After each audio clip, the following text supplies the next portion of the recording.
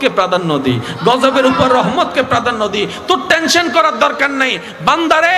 অনুশোচনা নিয়ে, অন্তরের অনুতাপ নিয়ে তুই সারা জীবনে যতই গুনাহ কর, সব কিছুকে সারেন্ডার করে একবার শুধু আমাকে বল, মাওলা মাফ করে দাও।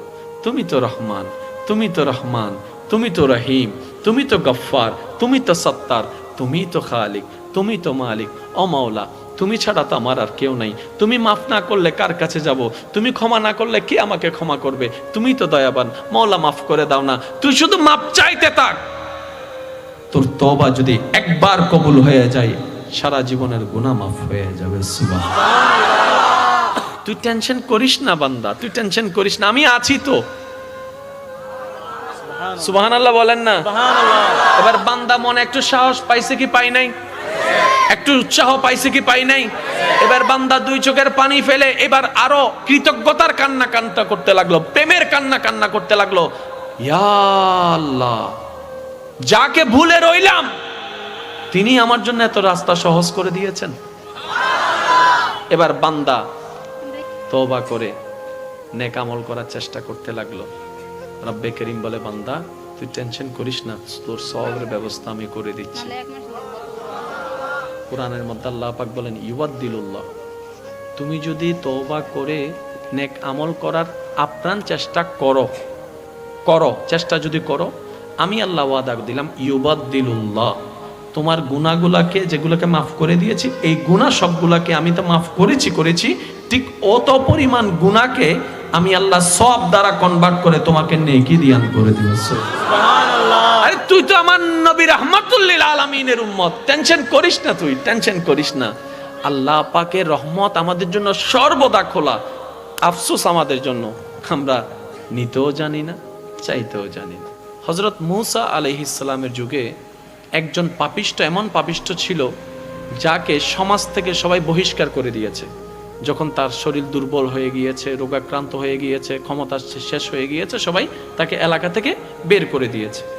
এমন একটা জায়গায় তাকে ফেলে দিয়েছে যেখানে আশেপাশে কেউ নাই। এবার সে যখন অসুস্থ শরীর, খাবার নাই, ঘুম নাই, শরীরের মধ্যে ক্ষত বিক্ষত, একদম জরজন্য অবস্থা, যখন তার পাশে কেউ নাই, এবার সে চোখের পানি ছেলে রবের দিকে তাকিয়ে বলে, ইয়া রব, সবাই তো আমাকে ফেলে দিয়েছে, তুমিও কি আমাকে ফেলে দিবা? তুমিও কি আমাকে ফেলে দিবা? মাওলা, তুমি না রহমান, তুমি না গফফার, তুমি না সত্তার, তুমি না খালিক। ও মাওলা, তোমার দরবারে তো রহমতের কোনো কমতি নাই। আমি ভুল করেছি মাওলা, তোমারই তো করেছি, তুমি চাইলে তো মাফ করে দিতে পারো।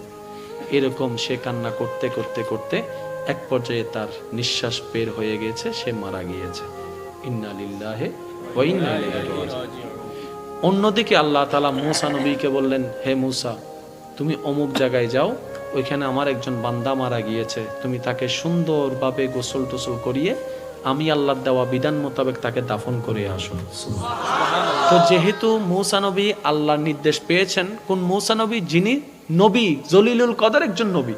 উনি ওই এলাকায় গিয়ে যখন খুঁজতে লাগলেন মানুষটাকে, সবাই বললেন, আপনি একজন নবী, এরকম গুনাহগারকে আপনি খুঁজেন কেন?